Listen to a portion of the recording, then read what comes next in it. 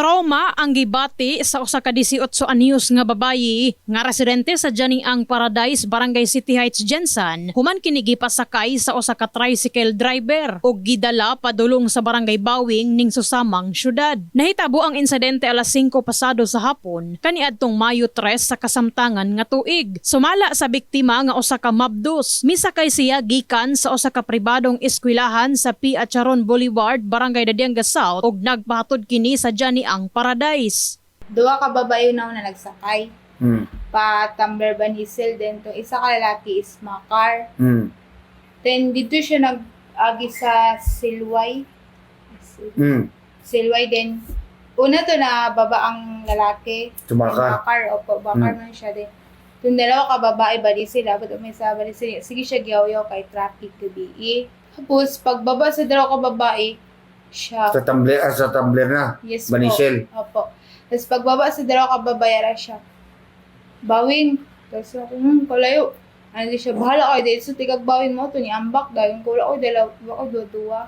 Ulahing gipanaog sa driver ang duha niini ka pasahero sa Banisil Barangay Tumbler. Apan nahibulong ang biktima nga ilahos matod pa siya sa driver sa Barangay Bawing. Rason nga miambak na kini sa dalan og nangayo og tabang sa iyahang kapuyo hangtod nga siya nakauli. Pagsakay na sa Goldense, nagana ko siya, ma'am, unya pa kumuli mga taon-taon, mama. Pagsakay ni ma'am, di ba ginana taga ma'am. Magtuyok-tuyok sa ko kadali, ma'am, kay grabe traffic karon. Pag-abot sa Tumbler, yadakan kayo pasero pa Bawing. Nag-anak ko, saya kayo mga pasero sa Bawing. Anak akong giingon, ma'am. Pero wala ko kabalo, pero nag-backing na ko na, mama. Pero wala ko kabalo, tunga time, ni ambak ka. Gipanghimakak sa tricycle driver ang aligasyon batok kaniya ug mismo sa atubangan sa hepe sa Traffic Enforcement Unit o TEU naglalis ang duha. Ano siya, dili masuko mo uyap. Kung matuko man to nga nagsakay man to, asa magsakay sa kuwa. Ano siya sa kuwa. Lumali na, di ba, anak ko? Ano ba tayo sa uyab na pasahero ni mo? Later on, karon siguro sila, nakapag-decide sila, nagkaroon sila ng amicable settlement. So, yun, hindi na pala yung kaso siguro.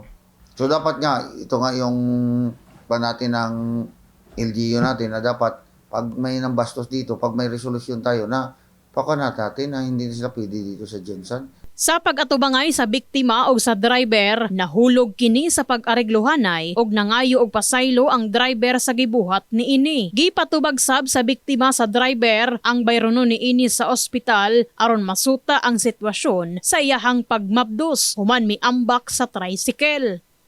Kaya na naman, pasensya ko ma'am. Pero asang tanan ma'am, hindi na naman ako sibang tanan ma'am.